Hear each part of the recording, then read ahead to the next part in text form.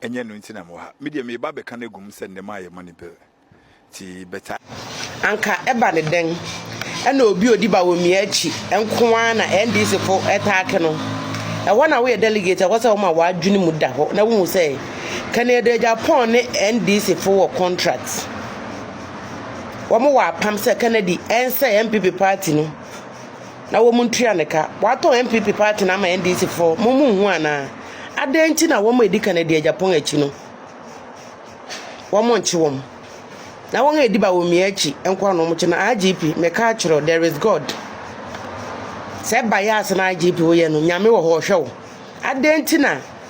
NDC mo chama na efa na zoka wo se hwan no okwa threaten nipa 4 so beku wo no da so ne nam ho na se chama Abronye di watema ene dia okwachen na sa atemdie ene threaten de na wo se ye chene first obi atime di atem eso beku ayenfofo o chenhene asante hene ayenfo e Ghana nyino betwetwa wo muti ene nipa no nenam ho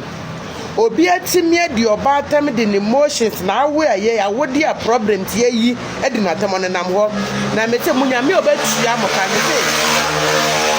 oye press up oba ene ye wo tumi nti obi bie na no na say anko on your favor na wakwa akwache no obi bie na no na say anko amamu na wakwa akwache na na mo ye mesere metambia mekaze bibia mu no minim say nyame bi e wo ho na obo soro ne ata so nti me ni nipa kasa me dwene ho mienu me ade a me chie nipa ye bias IGP wa ma ye hu ye ene yetimi kochire obi na handcuff gunensa ne ye atwa ne nam social media dan palestine na we ye niwo ene ye chire obi o na handcuff gunensa na ye atwa na ba social media dan palestine na niwo we are watching you ye show na ye ndie ye ni hweka ye sama o manyankopon se ne kabi ma menka bi aye kabi ma memmo kabi ma menchew wo from IGP wo to ma nneoma we nyina akoso obi a threaten krofo 4 was a 5 so bekum oda so ne nam ho na Abronye di watema wakwa akwachi no me say there is God me say nyame obetua mo ka no ye press up Ghana say na Ghana ye say ana o man Ghana ye ena akola di atama ye say yankwachi ne maame Ekufuado 80 something years Ekufuado time oye president esu kono makwala be 13 years etimi ya Ekufuado se wakoto anwa ni so etimi ya sitting president se na enum kankan akwala tantanta nyunyun bio ene de se time no na mawuwu na ye siemu na guru so ma no ntimo ankondeme ene obi ye bia me say opon bibia mu no me gidi se nyame bi wo se nyame otua wo ka nipa bia no obetima agyew te se nyame ne yesama amoma no monkwaso na monkwaso Sabusiafo I say nyamana ekoso Ghana sisian it's very sad and I make say the NDC is trying to show us we don't know how to handle power. I swear to God they are still kran chere say ye nim the wa we should handle power because IGP now or arrest Abronye Wow. So IGP no ye bo krom hasi IGP went to Bawku shoot on the car. They shot at IGP's car with PF's car no esa be ka kire nkofunu se wo sere omu jan tokwa no se omu tumi jan tokwa na obe fa omu we dwuma mu.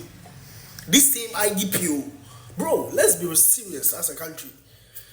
This is what he said. He said they should stop the fight so that he can employ them into police services. Right? Was this not what the IGP said? And then Obitina TV ni social media waka say IGP no we give me an answer we am one in the abusia ya chisa ni pano ya chisa sisi ya me no kasa. But we have people chiefs in this country Omuya na omuya nyama be pretend na nado dan kwa fado. If odi e forget say bia na nado no omuya no. Na himfo. Ahimfo no mo kurumasi. O say to On Chishin Govo on a mass, he say bloggers, ya way. But to be fair, their excess is be a bloggers near you 2 months. But you see, their Kotia IGP area, you say, do not see a brochure diatem one cafe. To the extent that you made your bar say, a dinner tem. Or buy ya rienti serious condition in the womb, ye, or to me the deal be at them, and their IGP man got it. Abrantie di obi atem otumfo hwan ahef oche ne krade no yam mobo afi oche ne sebi aburu sebi empredo atama no hye subran so because oye ne kese no oche ne odi wadi no wase no kwase a oche ne yo ya nche no NBC mo nipa ni sa nipa kro no mo nkrofo no manchi obi is it the double standards me see yen support you obi a me support blog because their bloggers in without training, without decorum, without respect, and yet fine. Obia sorry as a podcast no dear them and yet come on. But you see, now I'm not yet. It is the chief justice as a meow because MPP for and the bull Charlotte say remove auntie. NBC by one almost a chief justice go. Auntie today, the NBC so hono. Much monko for the MVP for tema fact mo kra de masa mo freedom so monko masa mo bodyguard masa mo baby apa Ghana for person me be sell eya IGP no ye was special training be at the mom ana say omo adwene nyansa no ndie na mo didi position no because that's tete yo nu Christian mi hu ni ye bi o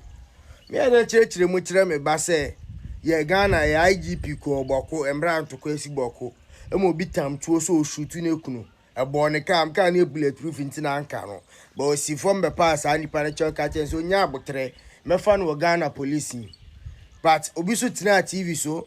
amfa tu amba IGP no e ka kire IGP ne say ne nemo ye no hu ne say na dwumu emre onim nya so ya abo wasabi ama IGP ma ko chi sa nipa no aden your treat was uncle Kuni or your panacho. Now you didn't know here your chinny too much. Papa said, Miss Amelia, I jaded say, I didn't remember now. We are seeing it trasiamo. Ghana, no, we have papa Becca. We have a pie Becca. Tantino so by Becca and Sapa Pepe. What is the idea? Yes, why I remember Pepe. Because I'm penny for one of my in your Sasubano. Mamma Qualina Sasubano. Your fantasy and channel your channel. Ralph couldn't say who we up. Hospital kasiye ebu nurse ni kwe prano ya ncheno ya nyenhwe bo bitina TV so kasa ana so bitina ne TikTok so kasa ya chini tuma se bi net se mo na amadwuma emrampa adwene mu ya emrampa yese ne chekere oman mameka no krenchero leader bia we yard papa no ne criticize o nti ya criticize wa onko onfumu ndwa we din why de ya mankofo no na re na mu ase ya criticizing bia na my emotion na mata mu jimi atomokon ade mu nchi ye nyina o Ghana IGP wa police for ni bi kra anka sem papa fa information ni piwa efio mo na ba ye nchen nti wo be ya ade ni ya ye sa udin Christian kra ye nyimfio so na won se obi e fe ni Christian nse hu no